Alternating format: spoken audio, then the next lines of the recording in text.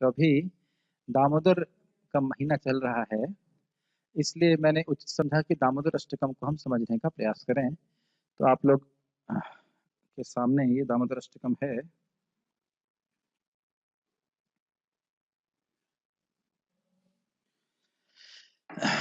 आप लोगों के सामने ये दामोदर अष्टकम है और उसको आप लोग देखिएगा।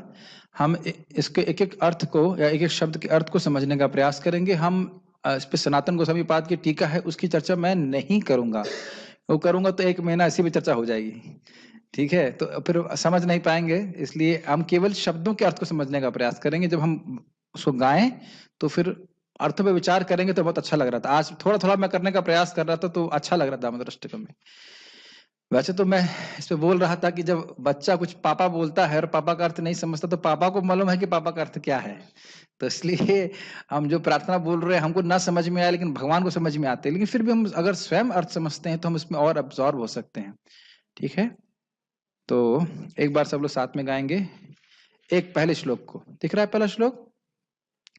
नमामीश्वरं सच्चिदानन्दरूपम् लसत्कुण्डलं गोकुले व्रजमनम् यशोदाभियोलुखलादधमानम् परामृष्टमत्यन्ततोद्धृत्य गोप्य। का अर्थ क्या है देखिए। आपने इसमें जूम पे चेक कर लिया, आवाज ठीक आ रही है? पहला शब्द है नमाम ईश्वरम। नमामि ईश्वरम, समझ में आ रहा है? नमामि मतलब मैं नमस्कार कर रहा हूं। किसको नमस्कार कर रहे हैं? ये गद्दा माता जी को दे दीजिए। नमाम ईश्वरम मतलब ईश्वर को नमस्कार कर रहा हूं। वह ईश्वर का रूप कैसा है? तो कह रहे हैं सच्चिदानंद रूपम। सत मतलब शाश्वत, चिद मतलब ज्ञानमय और आनंद मतलब आनंदमय रूप है। वह रूप देखने में कैसा लग रहा है? तो कह रहे हैं लसत कुंडलम गोकुले भ्राजमानम। भ्राजमान का मतलब चमक रहा है। कहां पे? गोकुल में। और क्या कह रहे हैं उसके बारे में? कह रहे हैं लसत कुंडलम, उनके दोनों कानों में मकर कुंड आकृति। मकर का मतलब होता है शार्क। शार्क समझते हैं? Shark, shark shaped earrings. Shark के रूप की उनके कुंडल हैं जो लटक रहे हैं, झूल रहे हैं। एक्चुअली लसत मतलब उस पे ऐसा लग रहा है कुंडल जो है उनके ऊपर खेल रहे हो, क्रीड़ा कर रहे हो, उस प्रकार से हैं। उसके बाद वह क्या कर रहे हैं? ये तो कुंडल की बात हुई, लेकिन वह ईश्वर क्या कर रहे हैं? अब देखिए बड़ा इंटरेस्टिंग है। प्रणाम कर रहे हैं किसको? ईश्वर को। लेकिन ये ईश्वर क्या कर रहा है? यशोदाभियो लुखलाद धावमानम। धावमानम मतलब ये ईश्वर, धावमानम का अर्थ है ये ईश्वर भाग रहा है। कितना अद्भुत है। पहली लाइन में बोल रहे हैं नमाम ईश्वरम, मैं ईश्वर को प्रणाम कर रहा हूं, लेकिन ईश्वर जी क्या कर रहे हैं? भाग रहे हैं। किसके भय से भाग रहे हैं? यशोदा भी यो लुखलाद। उखलात, उखलात मतलब उखल से। आपको पता हो, देखिए जिन लोगों को मैं अज्यूम कर रहा हूं कि लीला पता है, तो मैं लीला का वर्णन नहीं कर रहा हूं यहाँ पे। श्रीमद् भागवत में कौन सा अध्याय है? 9वां 10वां, दशम स्कंद 9वां 10वां अध्याय है, जिसमें आप ये लीला को पूरा पढ़ सकते हैं। तो उसमें कृष्ण जो है वह मटका फोड़ करके मक्खन खा रहे थे। तो उखल, उखल का मतलब होता है, मेरे पास समय कम था तो मैं फोटो नहीं दिखा पा रहा हूँ। उकल का अर्थ समझते हैं? जिसमें मसाला पीसा जाता था, उल्टा रखा हुआ था और उस पर वो खड़े होकर के वो मटका फोड़ दिए थे। उसके बाद उस मक्खन वगैरह खा रहे थे, तो उस पर से कूद करके कृष्ण भाग रहे हैं। समझ रहे? उखलात, उखलात मतलब उखल से, पंचम विभक्ति कहेगी। उखल से भाग रहे हैं। किसके भय से? यशोदा भी, यशोदा माया के भय से भाग रहे थे। लेकिन परामृष्टम, परामृष्टम मतलब पीछे से दौड़ करके, अत्यंत ततो धृत्य गोप्य। धृत समझते हैं? धृत का मतलब होता है तेजी से। अत्यंत ततो धृत्य गोप्य, गोपी का मतलब है माता यशोदा ने बहुत तेजी से दौड़ करके उनको पीछे से पकड़ लिया। ये सेकंड लाइन समझ में आ रही है आपको? तो अब पूरा श्लोक का अर्थ क्या देखेंगे? मैं ईश्वर को नमस्कार कर रहा हूं, कृष्ण को नमस्कार कर रहा हूं जो सच्चिदानंद रूप हैं, जिनके कानों में मकर कुंडल, मकराकृति मतलब शार्क शेप इयरिंग्स वो क्रीड़ामान है या झूल रहे हैं। और वह कहाँ पे हो रहा है? गोकुल में। गोकुल में ये भगवान, ये ईश्वर भ्राजमानम, बड़े चमकदार लग रहे हैं, बड़े प्रकाशमान लग रहे हैं, हाँ, ठीक है, शोभामान लग रहे हैं। और कह रहे हैं यशोदा भी यो लुखलाद, और यशोदा के भय से ये ईश्वर भाग रहे हैं। धावमानम का अर्थ हुआ भाग रहे हैं।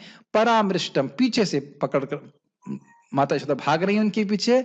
और कैसे भाग रही है? अत्यंत तो धृत्य, जो इस ईश्वर को योगी जन मन के वेग से भी नहीं पकड़ पाते भागने से, मन संयमित कर लिए, मन भगा रहे हैं तो ईश्वर को नहीं पकड़ पा रहे, उनको माता यशोदा जो काफी मोटी भी थी, आपको पता होना चाहिए, काफी मोटी थी, वह दौड़ करके कृष्ण को पकड़ ले रही है।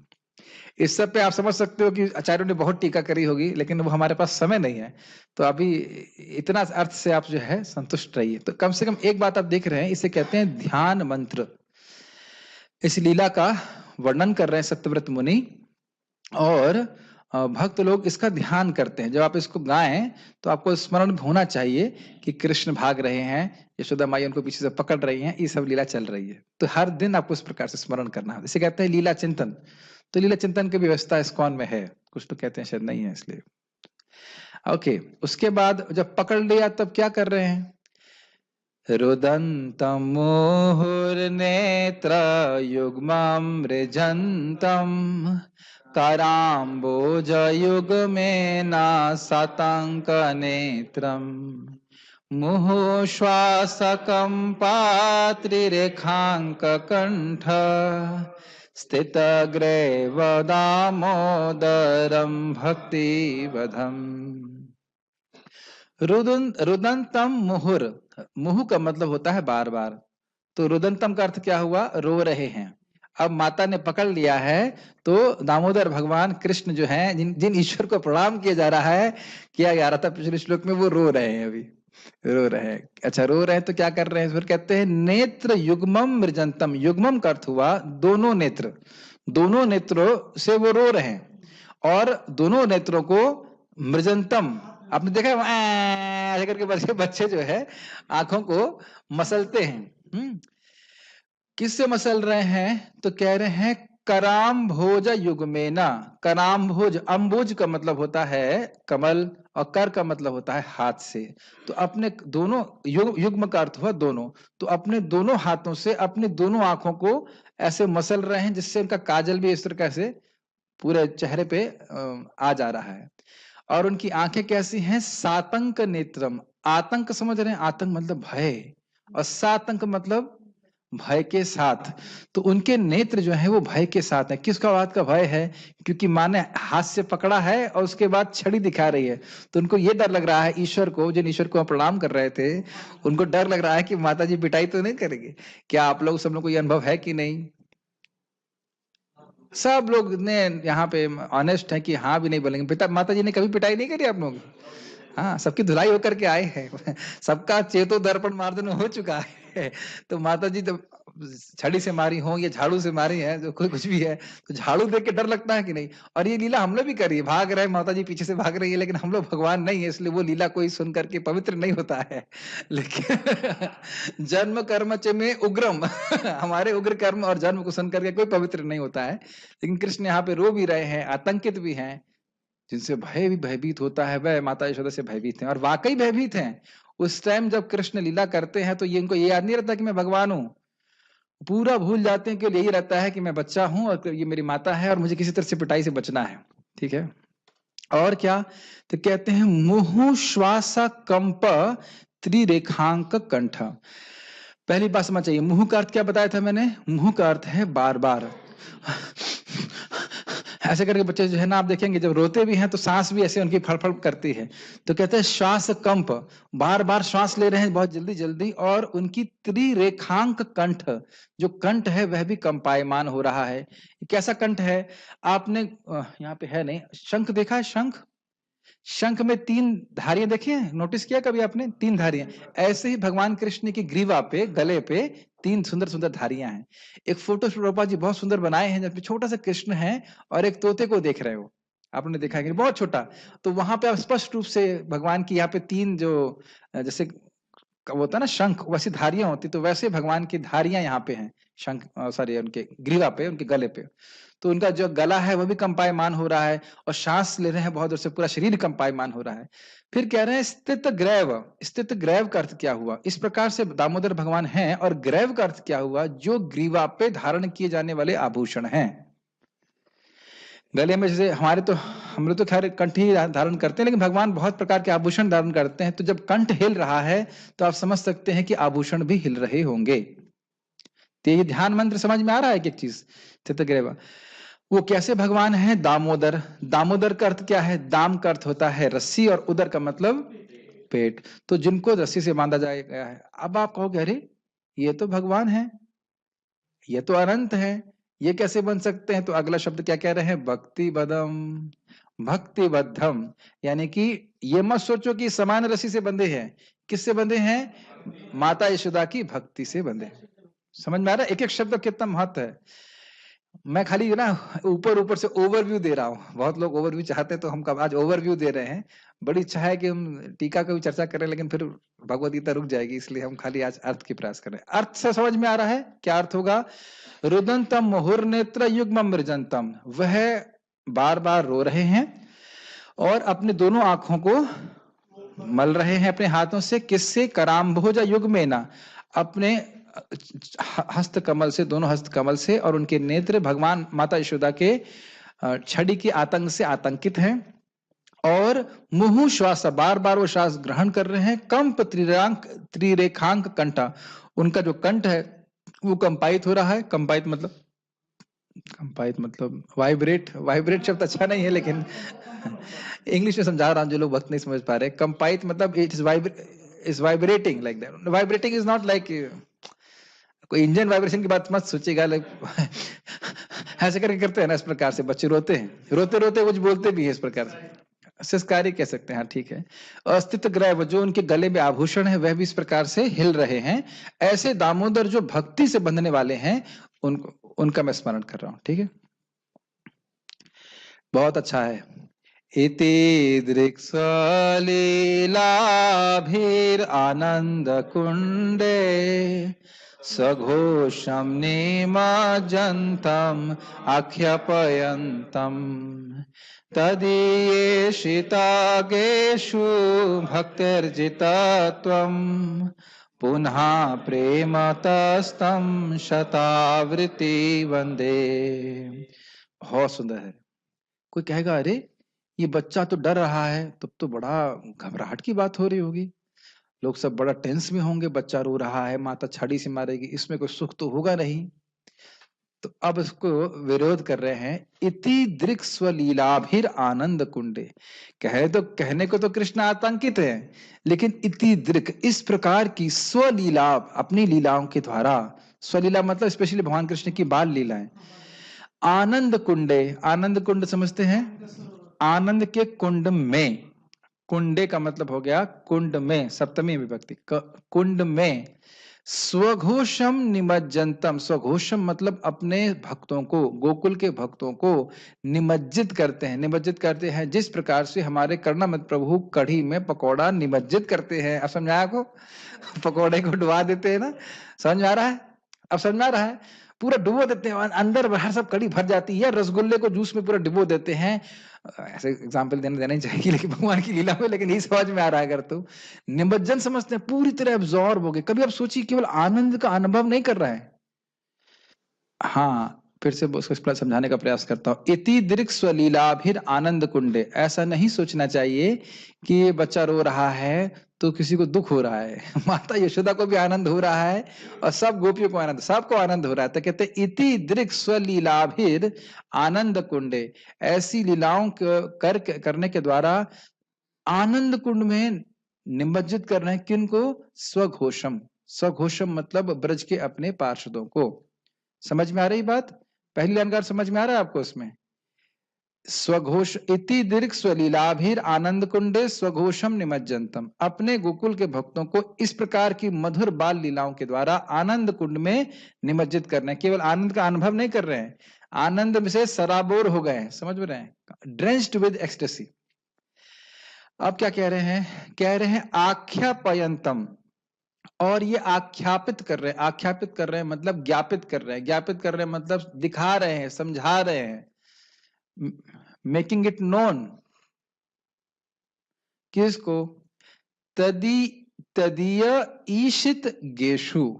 ये लाइन दिख रही है आपको? शब्द दिख रहा है? तदीय मतलब भगवान के, ईशित गेशु जो भगवान को ईश के रूप में जानते हैं, कंट्रोलर के रूप में जानते हैं, उनको बता रहे हैं कि भक्तेर जितत्वम, मेरा भक्तों के द्वारा जीता जाने का गुण, उसको आख्यापित कर रहे हैं। सब ऊपर से जा रहा है, समझ में आ रहा है? कि सेकंड लाइन समझ में आ रही है? आख्याप्यंतम तदीयेशित गेशु भक्तिर्जितत्वम। देखो भाई, जो तुम लोग मुझको भगवान के रूप में पूजा कर रहे हो, गोविंदम आदि पुरुषम तम हम भजामी। तो इस प्रकार से आप प्रार्थना करना बड़ी अच्छी बात है। तो आप मुझे भगवान मानते हैं, ईश्वर मानते हैं, बहुत अच्छी बात है, लेकिन मैं अजित होते हुए भी, जो मुझे कोई जीता नहीं, मैं किसी के द्वारा जीता नहीं जाता हूं, लेकिन देखो मेरे भक्तों के द्वारा मैं जीता जा रहा हूं, ये आख्यापित कर रहे हैं। आख्यापित समझते हैं? आप अभी सीख जाएंगे जब IAS बन जाओगे। आख्या लिखनी पड़ेगी, बहुत सारी आख्या होती है। हम लोग पटवारी के पास गए तो वो लिखता है आख्या। अरे एक तरह का नोट दे रहे हैं, ये समझा रहे हैं कि देखो देखो मैं भक्तों के द्वारा जीता जाता हूं। ईश्वर तो मैं हूं, लेकिन शुद्ध भक्तों के द्वारा, शुद्ध प्रेमी भक्तों के द्वारा, जैसे माता यशोदा के द्वारा मैं जीता भी जाता हूं। तो फिर कह रहे हैं पुनः प्रेम तस्तम शता वृत्ति वंदे। आवृत्ति समझते हैं? आवृत्ति का मतलब बार बार कोई कार्य करना। हरे कृष्णा कृष्ण कृष्ण हरे बोल रहे तो इसको आवृत्ति कहते हैं, रिपीटिशन। शत मतलब होता है 100। तो कह रहे हैं कि पुनः, हे भगवान, मैं आपको प्रेम तस्तम, मैं आपको प्रेम से 100 बार, फिर 100 बार आवृत्ति करके आपको प्रणाम कर रहा हूं, वंदना कर रहा हूं। क्या ये समझ में आया, नहीं आया? फिर से श्लोक को देखें। इति दृक् स्वलीलाभिर आनंद कुंडे स्वघोषम निमज्जनतम। क्या अर्थ है? इस प्रकार की सुंदर बाल सुलभ चेष्टाओं को, लीलाओं को कर करके आप अपने स्वघोषम, अपने गोकुल के भक्तों को आनंद के कुंड में निमज्जित कर रहे हैं। समझ में आ रहा है? निमज्जित करते, उसमें डुबो दे रहे हैं। और किसको क्या आख्यापित कर रहे हैं, क्यों कर रहे हैं? कह रहे हैं कि जो लोग आपको भगवान जानते हैं या आपको महान ईश्वर मानते हैं, उनको आप ये जता रहे हैं कि मैं तो अपने भक्तों के द्वारा नितांत ही जीता जाता हूं। ऐसी सुंदर लीला करने वाले दामोदर भगवान को मैं मतलब सत्यव्रत मुनि कह रहे हैं, मैं 100 बार बार बार प्रणाम कर रहा हूं। कितने सुंदर भगवान है ये। समझ में आ रहा है? ठीक है। ये वाला तो बहुत आसान है। वरम देव मोक्षम ना मोक्षावधिम वा नाचान्यम व्रीडे हम वरेशदपीह इदं ते वपुरनाथ गोपाल बालम सदा मे मनस्यावीरास्तम किमन्यै। बड़ा स्पष्ट है। वरम देवा, हे देव, हे दामोदर भगवान, मैं आपसे कोई वर नहीं मांग रहा। मोक्षम न मोक्षावधिम वा, ना तो मैं मोक्ष चाह रहा हूं और ना ही मोक्ष की अवधि, मोक्ष की हाईएस्ट लिमिट वैकुंठ की भी प्राप्ति करना चाहता हूं। ना तो मैं सायुज मुक्ति चाहता हूं, जो होता है ना निर्विशेष ब्रह्म में प्राप्ति, जन्म मृत्यु के चक्र से छूटना, ना तो मैं वह चाहता हूं, और ना मैं मोक्ष की अवधि, मोक्ष की अवधि कम होता है, मोक्ष की लिमिट, हाईएस्ट लिमिट वो है वैकुंठ की प्राप्ति। तो मैं वैकुंठ की प्राप्ति भी नहीं चाहता। आप दे सब कुछ सकते हैं, देवता है, देव नाम है उनका, लेकिन मैं ये चाहता नहीं आपसे। तो कोई और वरदान चाहते हो? तो कहते हैं ना चा अन्यम वृणे। भाई तुम मोक्ष नहीं चाहते, हो सकता है इस जगत में महान बनना चाहते हो, तो कहते हैं ना च अन्यम वृणेहम। अहम मतलब मैं, वृणे मतलब मैं और कुछ भी नहीं चाहता। तो मेरे, क्या तुम जानते नहीं मैं कौन हूं? मैं जानता हूं। वरे शादपिहा, मैं जानता हूं कि वर देने में, सारे वरदानों के ईश हैं आप, सारे वरदानों के कंट्रोलर हैं आप। अभी ये जानते हुए भी मैं आपसे कोई वरदान नहीं मांग रहा। पहली लाइन समझ में आई? हे देव, मैं आपसे कोई वरदान नहीं मांग रहा। ना तो मुझे मोक्ष चाहिए, ना मोक्ष की अवधि वैकुंठ चाहिए, ना इस जगत में और कोई अन्य वरदान चाहिए। ये मैं जानता हूं कि आप सारे वरदान देने के ईश्वर हैं, वरदान देने में समर्थ हैं, लेकिन मुझे कुछ नहीं चाहिए। अरे कुछ तो मांगोगे। तो कहते हैं इदम ते वपुर नाथ गोपाल बालम। इदम ते मतलब आपका, इदम मतलब ये, हे नाथ ये जो आपका वपु है, कैसा वपु? गोपाल बालम।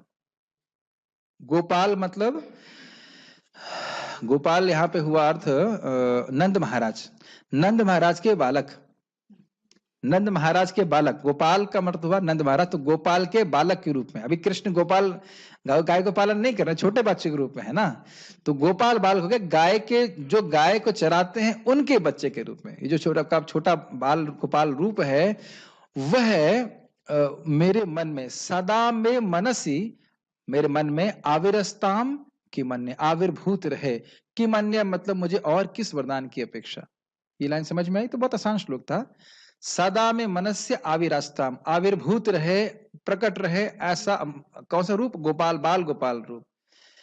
ये समझ लेना चाहिए कि जब भक्त को इस प्रकार का भाव होता है, मैंने पहले भी बताया था, जब भगवत प्रेम होता है तो भगवान का वो कुछ भी, चाहे वो स्मरण करे, चाहे वो उनका नाम उच्चारण करे, उसको असीमित सुख प्राप्त होता है। तो स्वाभाविक रूप से वह किसी और वरदान की अपेक्षा नहीं करता।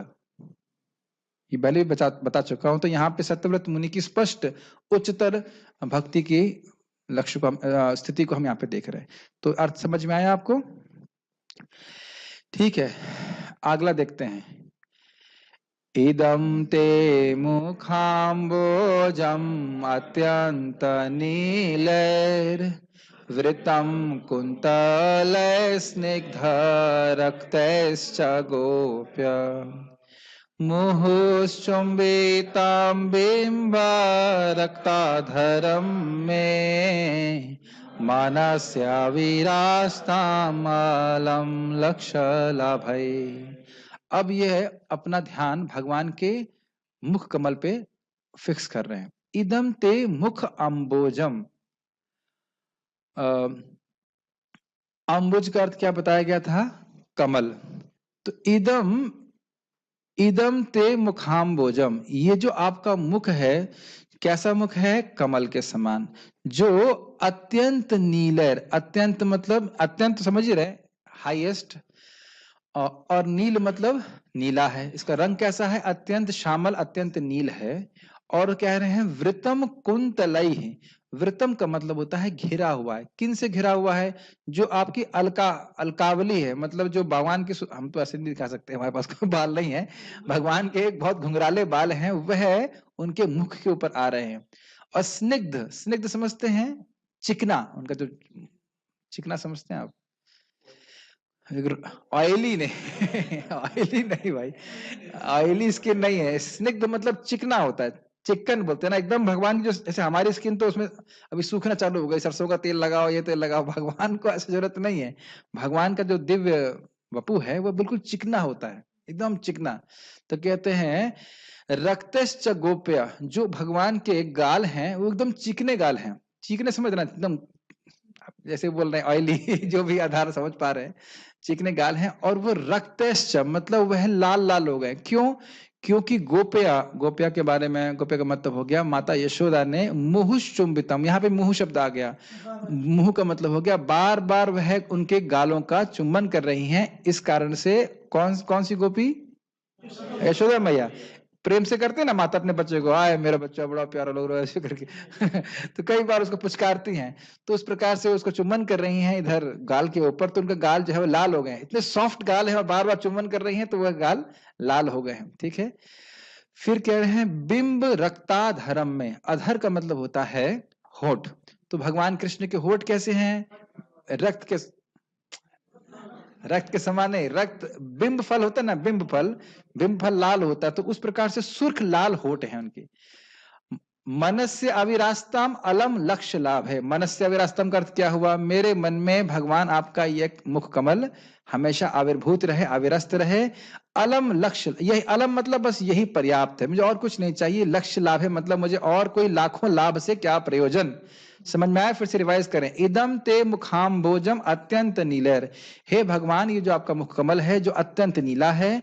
वृतम कुंतलय, जो आपके घुंघराले बालों से आवृत है, स्निग्ध समझ गए, ऑयली ऑयली नहीं, चिकना है, और रक्तश्च गोप्य मुहुश्चुंबितम, और यशोदा माता के द्वारा बार बार चुम्बन होने के कारण ये लाल हो रहा है, गाल लाल हो रहे हैं। और होठ कैसे हैं? बिंब रक्ताधरम, यानी कि बिल्कुल बिंब फल की तरह एकदम सुर्ख लाल है। सुर्ख लाल समझते हैं, डीप रेड ऐसे है, बिना लिपस्टिक के। कभी कभी लोग यहाँ जब कृष्ण को बनने का प्रयास करते तो लिपस्टिक लगा लेते हैं, पुरुष लोग भी। लेकिन कृष्ण को लिपस्टिक लगाने की जरूरत नहीं है, कृष्ण स्वाभाविक रूप से ऐसे हैं। और मनस्य अविरास्तम अलम, मेरे मन में ये रूप रहे बस, अलम, मैं संतुष्ट हूं, मुझे और कुछ नहीं चाहिए। लक्ष्य लाभ है, लक्ष्य का मतलब होता है लाखों, और किसी लाखों लाभ से मेरा कोई प्रयोजन नहीं। ठीक, 5 तक पहुंच गए भगवान की कृपा से। छठा, नमो देव दामोदरानंत विष्णु, प्रसीद प्रभो दुख जलाब्धिमग्नम्, कृपा दृष्टि वृष्ट्याति दिनं बतानो, गृहाणे क्षमामज्ञं यदि अक्षीदृशः। तो बड़ा स्पष्ट है, पहली लाइन का अर्थ देखिए, नमो देव दामोदर अनंत विष्णु, हे देव, जो देव का अर्थ है जो क्रीड़ा परायण है, देव का अर्थ है जो प्रकाशमान है, दामोदर तो आप समझ ही रहे, जिनके इंटरेस्टिंग है, दामोदर और अनंत हैं तो आप अनंत, लेकिन आपका जो दाम है, सॉरी आपका जो उदर है वो रस्सी से बंधा हुआ है। ये दो परस्पर विरोधात्मक गुणों को वर्णन कर रहे हैं। एक तरफ बोल रहे हैं अनंत और दूसरी तरफ बोल रहे हैं दामोदर, जिनका उदर रस्सी से बंधा हुआ है लेकिन है वो अनंत। तो उसके लिए आप लीला पढ़िएगा, लीला पढ़ के समझ में आ जाएगा, प्रभुपाद का कृष्ण बुक पढ़ेंगे समझ में आ जाएगा। विष्णु आप सब जगह हैं, प्रसीदा प्रभो, मुझसे आप प्रसन्न हो जाएं। क्यों? दुख जलाब्धि मग्नम, हे भगवान मैं तो आब्धि, अब्धि का मतलब होता है सागर, दुख जलाब्धि मग्नम, मैं तो दुख के सागर में डूब रहा हूं, मुझ पे आप कृपा कीजिए। भक्त इस प्रकार से प्रार्थना कर रहे हो, क्या करूं मैं? क्यों? अब तुम अगर दुख के सागर में डूब रहे हो तो मैं तुम्हें मुक्त कैसे कर सकता हूं? पहले के नामों से समझ सकते हैं, आप दामोदर हैं, आप अनंत हैं, आप विष्णु हैं, आप सर्वसमर्थ हैं। प्रभो, प्रभो शब्द भी मतलब आप सर्वसमर्थ हो, ईश्वर हो। तो कह रहे हैं कृपा दृष्टि वृष्ट्याति, वृष्ट, वृष्टि और अति, वृष्ट्या और अति को अलग अलग कर दीजिए। वृष्ट्या मतलब, वृष्टि का मतलब होता है बारिश, तो कृपा की दृष्टि रूपी बारिश से, कृपा दृष्टि रूपी बारिश से, अति दीनम बत, शब्द दिख रहे हैं आपको, अति दीनम बत, मैं बहुत दीन हूं। उसके बाद शब्द दिख रहा है अनुगृहाण, नहीं दिख रहा, ये बतानु शब्द नहीं है, बत अनुगृहाण, कृपा दृष्टि वृष्ट्या अति दीनम बत अनुग्रहाण ईश, हे ईश, हे परमेश्वर, कृपा दृष्टि की वृष्टि से मुझ अति दीन व्यक्ति को, दीन व्यक्ति पर अनुग्रहाण, अनुकंपा कीजिए। समझ में आ रहा है? बतानु का अर्थ समझ में आ रहा है? नहीं तो आप कभी पकड़ नहीं पाएंगे, बतानु अनुग्रहण को जोड़ नहीं पाएंगे। ग्रहण ईशा का अर्थ क्या होता है समझ में नहीं आ रहा है, वो तोड़ के समझेंगे तो समझ में आ रहा है। बहुत कठिन हो रहा है या ठीक है? ईशः, ईशा तो अर्थ समझते हैं, परम नियंता। माम अज्ञम, मैं अज्ञ हूं, मैं पूरी तरह से अपने स्वरूप को भी जानता नहीं, कुछ भी जानता नहीं, मैं अज्ञ हूं, मैं मूर्ख हूं, आप मुझ पे कृपा करिए। एधि अक्षि दृश्य, इस प्रकार से मुझ पे दृष्टिपात कीजिए। दृश्य, अक्षि मतलब होता है आंख से, आंख से इस प्रकार से देखिए, आपको समझ में आना चाहिए। बड़ी इंटरेस्टिंग बात चक्रवर्ती पाद समझ में कहते हैं। एक व्यक्ति आज बोल रहे थे, अरे भाई दर्शन से कुछ नहीं होता है। मैंने कहा क्या बात कर रहे हैं आप? मैंने कहा ठीक है, भक्तों के संग में आकर श्रवण कीर्तन करता है तो हम अच्छे से भक्ति करते हैं, इसमें कोई संदेह नहीं है, लेकिन भगवान के सामने जाना बहुत बड़ी बात है। यद कीर्तनम यद स्मरणम यद ईक्षणम यद वंदनम यद स्मरणम यद अर्हणम लोकस्य सद्यो विधुनोति कल्मषम तस्मा सुभद्र श्रवसे नमो नमः। सुखदेव गोस्वामी का वचन है। यद कीर्तनम यद क्या था, यद यद यद कीर्तनम यद स्मरणम यदीक्षणम। तो उनका, जिनका कीर्तन करने से, जिनका श्रवण करने से, जिनका स्मरण करने से, जिनको देखने से व्यक्ति तुरंत ही पवित्र हो जाता है। लोकस्य सद्यो विधुनोति कल्मषं, तुरंत ही मुक्त होता है। उन सुभद्र श्रव से, जिनकी कीर्ति बड़ी पवित्र है, उनको मैं नमस्कार कर रहा हूँ। तो जब हम भगवान के सामने आते हैं तो केवल हम ही भगवान को नहीं देख रहे हैं, मेन बात है कि भगवान हमको देख रहे हैं। जैसे इस जगत में कोई व्यक्ति बहुत गरीब होता है तो उसको देख करके एक अच्छे व्यक्ति के हृदय में दया आ जाती है कि नहीं? उस व्यक्ति में कोई योग्यता नहीं है, वो केवल दुख भोग रहा होता है, तो उस अच्छे व्यक्ति के हृदय में दया आज आ ही जाती है। समझ रहे ना? अब जरूरी नहीं है कि वह उसका कुछ उद्धार कर सके, लेकिन भगवान तो, भगवान के सामने कोई आता है, भगवान के मंदिर में जाता है, प्रणाम करता है, ऐसे ही आ गया तो भी भगवान उस पर बहुत दया से देखते हैं। वो सोच रहा है कि हम बहुत सुखी है। जैसे आप, मैं आज मंदिर जा रहा था तो देखा एक व्यक्ति पागल घूम रहा है। रास्ते में बहुत सारे पागलों को देखते हैं, तो पागल को लगता है कि कुछ उसकी स्थिति में कुछ प्रॉब्लम है। कभी कभी तो पागल हंस भी रहा होता है और कभी रो रहा होता है। चाहे वो हंसे और चाहे वो रोए, एक सामान्य व्यक्ति उसके ऊपर दया ही दिखाता है कि नहीं? मेरी बात समझ में आ रहा है? यही बोल रहे हैं, अज्ञ हूं मैं, मुझे पता ही नहीं कि मैं, मेरा अस्तित्व क्या है, मैं कहाँ हूं, मैं क्या कर रहा हूं, तो आप मुझ पे दया दृष्टि दिखाइए। तो हाँ, मैं बात ये कर रहा था, जब भगवान देखते हैं तो क्या होता है, भगवान जब जीव को देखते हैं, जब उनके सामने आता है, तो भगवान उसके हृदय में उनकी सेवा करने की इच्छा को जागृत करते हैं। फिर से रिपीट करूं, क्यों हमें भगवान के सामने जाना चाहिए? जब हम भगवान के सामने जाते हैं तो भगवान हमारे हृदय में उनकी सेवा की इच्छा को जागृत करते हैं। इसलिए भक्तों को भगवान के सामने जाना चाहिए। प्रभु जी, अभी तो कोरोना है तो ठीक है, उसके हिसाब से आप एडजस्ट कर सकते हो, लेकिन अपने घर में विग्रह रखिए फिर, है ना?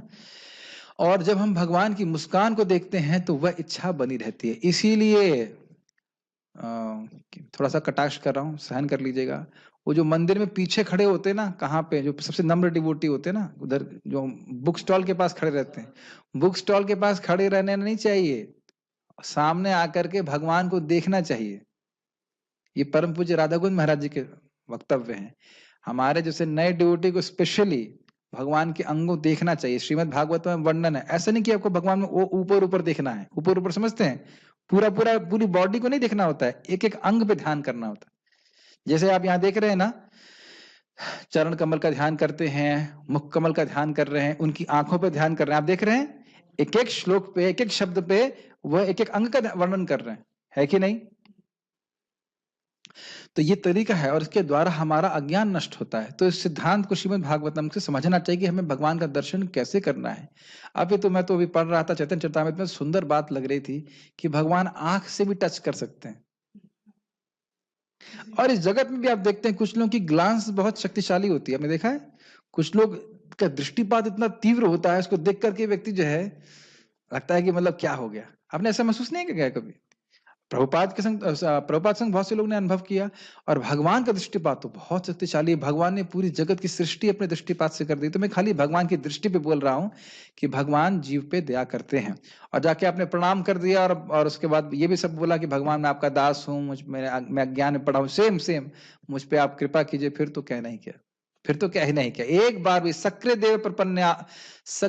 एव प्रपन्ना ये तवास्मिति इति याचते अभयम सर्वदा तस्मै ददामि एतम व्रतम मम। भगवान श्री राम का वक्तव्य है कि एक बार आके मुझे प्रणाम कर दिया और बोला भगवान मैं आपका हूं, तो भगवान कहते हैं कि मेरा ये व्रत है कि मैं अनंत काल के लिए उसको अभय प्रदान करूंगा।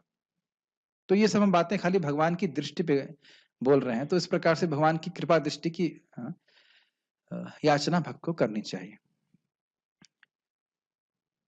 अब पता नहीं कितना सत्य है, लेकिन ये जब प्रार्थना बोल रहे हैं तो मुझे नहीं समझ में आता कि हमें डांस कर पता नहीं डांस करना उचित है कि नहीं। कृपा दृष्टि दृष्टिया मतलब मुझे मुझे मुझे कुछ संगत नहीं लगता कि जो गाने वाला है उसको भी इस तरह से शायद गाना चाहिए कि नहीं गाना चाहिए। मुझे कोई संगत नहीं बैठती है।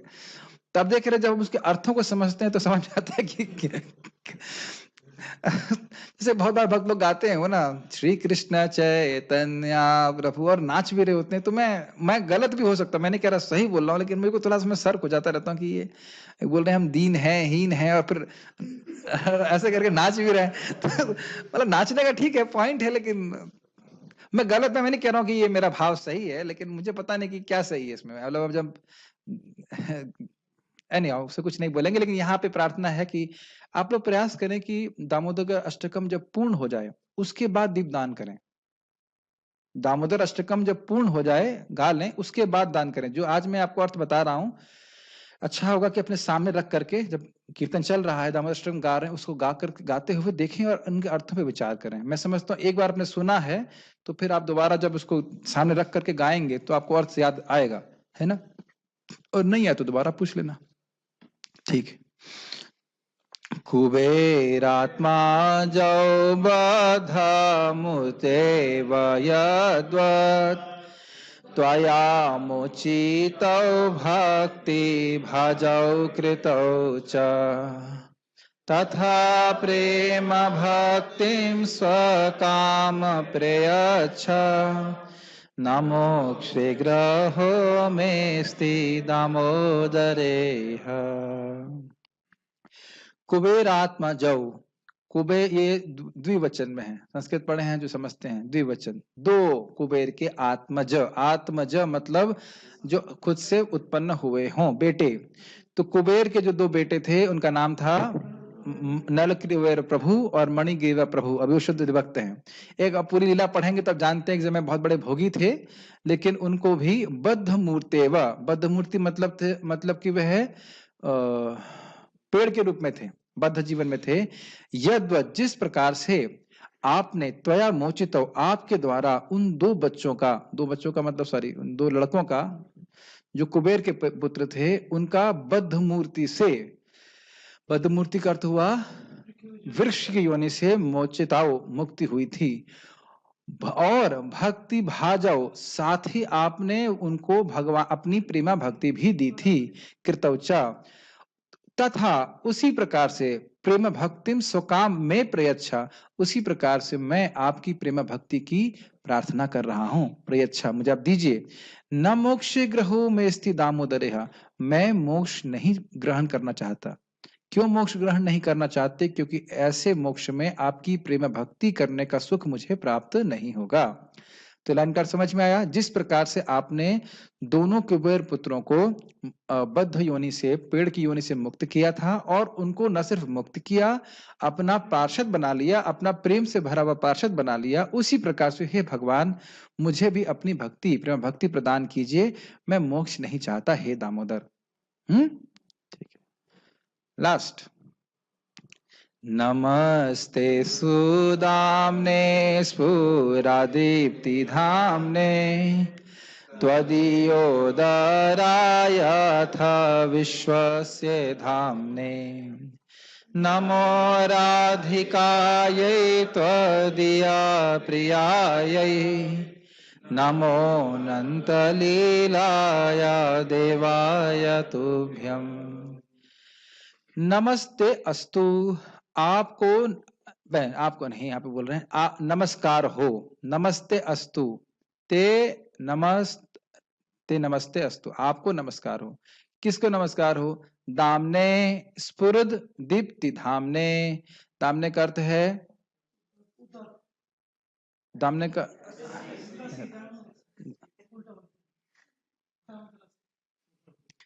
दामने का अर्थ है रस्सी। स्फुरद दीप्ति धामने, जो बहुत चमक रही है। स्फुरद मतलब स्फुरना हो रही है, दीप्ति मतलब, दीप्ति का अर्थ समझते, दीप्ति का मतलब रोशनी निकल रही है इसमें।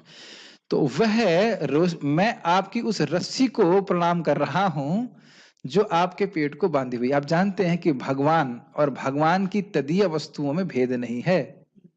न सिर्फ भगवान को प्रणाम कर रहे हैं, वो जो रस्सी, जिस रस्सी ने भगवान को, अनंत जो है उनको बांध दिया, जो चमक, जो प्रकाशमान है, उसको भी प्रणाम कर रहे हैं। क्यों प्रणाम कर रहे हैं? क्योंकि आप जानते हैं कि वह प्रेम की रस्सी है, कोई सामान्य रस्सी नहीं है। आप लोगों को पता होना चाहिए, अगर लीला सुने हुए हैं, कि रस्सी से कृष्ण बंधे ही रहे और खोल नहीं सके। जैसे महाराज बहुत सुंदर लीला बता रहे थे कि बलराम जी आए और जोर जोर से हल्ला करने लगे, कौन बांधा है कृष्ण को, कौन बांधा है, कौन बांधा है? और जबकि जान रहे कौन बांधा है, लेकिन इतनी हिम्मत नहीं है कि माता यशोदा ने बांध दिया है तो कृष्ण खोल सके। और न सिर्फ ना कि बलराम जी की शक्ति है, किसी की शक्ति नहीं, क्योंकि माता यशोदा के प्रेम से बंधे हैं। ठीक है।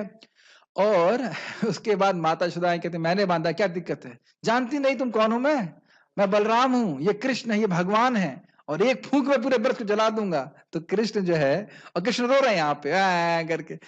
तो फिर बलराम जी पर माता यशोदा छड़ी दिखाती हैं, सारे अवतार मेरे यहाँ पैदा हो रहे हैं ज्यादा मतलब मस्ती मत करो, तुमको भी छड़ी लगाऊंगी। तो बलराम जी भाग जाते हैं, फिर दूर से खड़े होकर बोलते हैं, अब तुम अपना कर्म किए हो तो भोगो, फिर क्या कर सकते हैं। सारे इनके दोस्त रो रहे हैं, बलराम जी रो रहे हैं। फिर नंद महाराज आते हैं और वह खोलते कि नंद महाराज का भी वही वात्सल्य प्रेम है जो माता यशोदा का। ये बात है। ये सब बातें करने की बड़ी इच्छा हो रही है, लेकिन देखते हैं क्या मन में भाव आता है। कल मन कर रहा है कि पूरा वो टीकाओं के संग पढ़ा दें 9वां 10वां अध्याय, लेकिन ठीक है, जो भी देखते हैं। त्वदीय उदर उदरायथ विश्वस्य धामने। उदर का अर्थ समझते हैं आप? पेट।